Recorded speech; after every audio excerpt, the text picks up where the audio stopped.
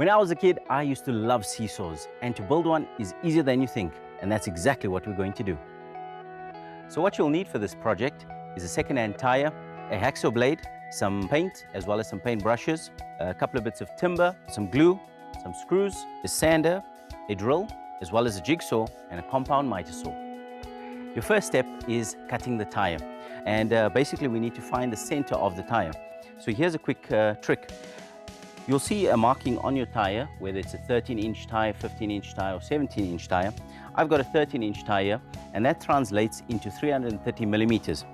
Take a ruler like this, mark out anywhere on this side, and find out where you find 330 millimeters, like this. Where you see it matching up, mark off, and that's your center.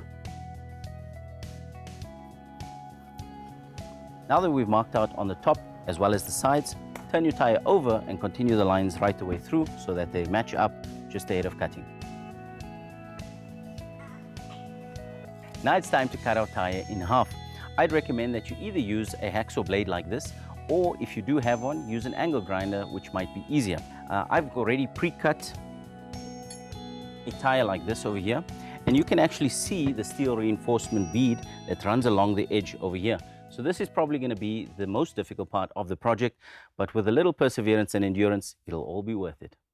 Now I'm going to measure up in order for our wooden cleat that'll fit inside here, which will give a bracing and support to the whole seesaw structure. And I can see here I've got approximately 545 millimeters for the length. I'm actually going to take off 10 millimeters on both sides because you'll have a square block in a round tire and that won't fit. The next measurement is the width of the tire. And you can see it's approximately 140 millimeters here in length. The final measurement that you want is the actual depth of the tire. I've got 110 millimeters over here, which is perfect. Okay, so I've got my measurements and I'm going to transpose them onto my piece of wood. So I'll start out with the length first. So that's 525. Then for the inner pieces that will just miss out on the tire here, I've got a depth of 110 millimeters. I'm going to cut away 30 millimeters just to clear the tire. And then I'm going to do the same on each 4 corners.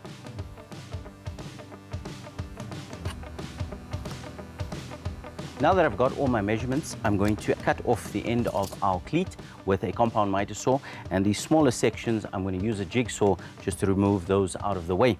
Now the wood that I'm using, you can see, is just ordinary pine wood, but it's a good, nice, chunky piece of wood, which is 32 millimeters in thickness, and then obviously the length is dependent on your tire. Start by cutting the cleat to the correct length. Using a miter saw makes the job quick and easy.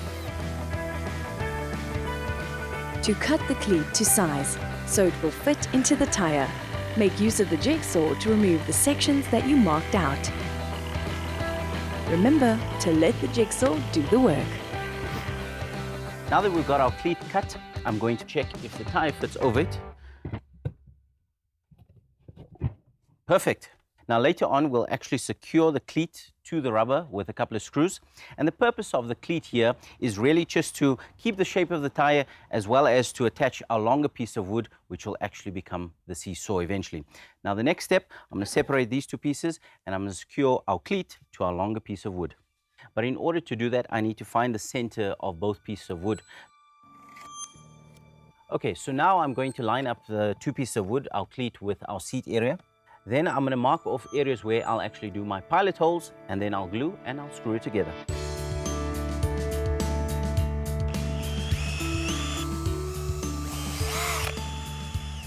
Now that we've got all our pilot holes done, I'm actually going to quickly trace out the shape. Why I'm doing this is when I release the clamps and I add glue, I'll at least know where to place it back before I screw it down.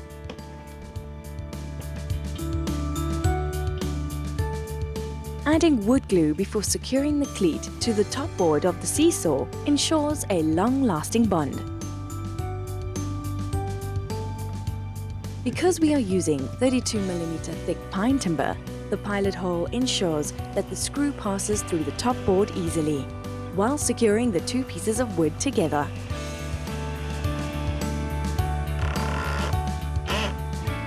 We can get rid of our clamps, and then we're going to flip it over, and we need to router the edges.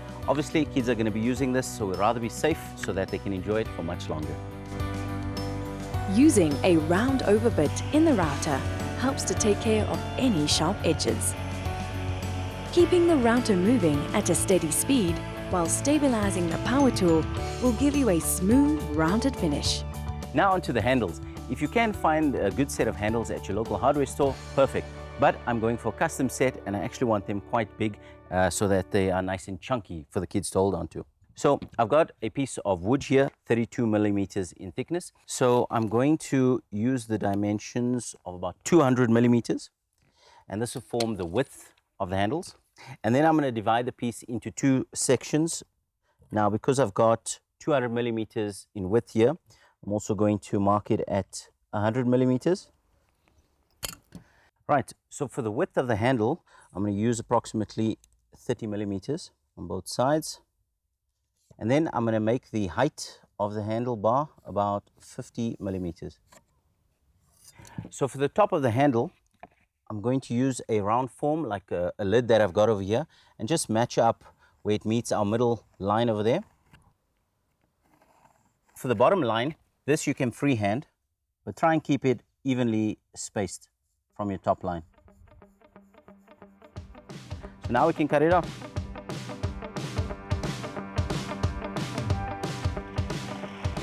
Jigsaws are great for cutting unique shapes. While the machine does the hard work, you simply need to steer it to cut out your design. Once the first handle has been cut out, simply use a pencil to trace out the second handle. This way, both handles look the same.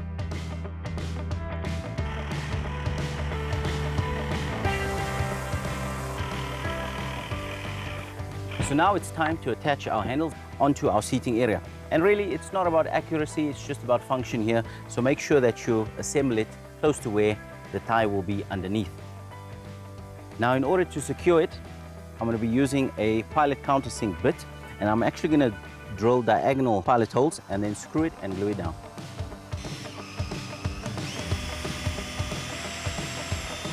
Once you have drilled the pilot holes for your handles, simply secure them using wood glue and screws.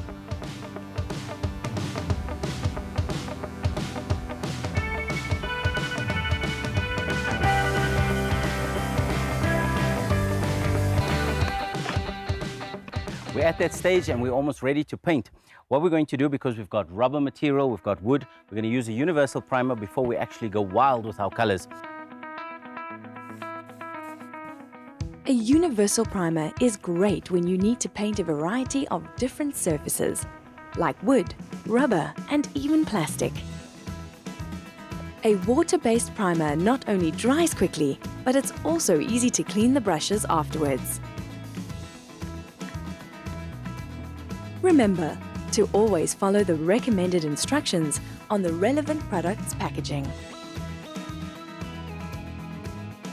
Once the 2 coats of primer has dried, we are ready to start adding some color. A water-based enamel top coat in red and yellow will give life to the seesaw. 2 coats will ensure proper coverage. Now that everything's painted and dry, it's time for assembly. So I'm just gonna put my tyre around the edge here, and then we're gonna drill some pilot holes and screw it together.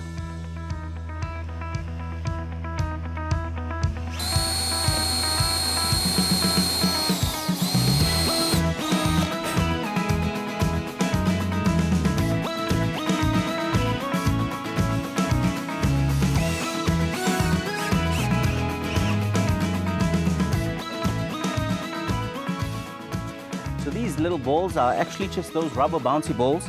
I've literally cut them in half and painted them, and what a great addition to our project. I've added a little extra sparkle with 2 little eyeballs, and if you haven't noticed as yet, we've created a little face just to put a smile on those kids' faces.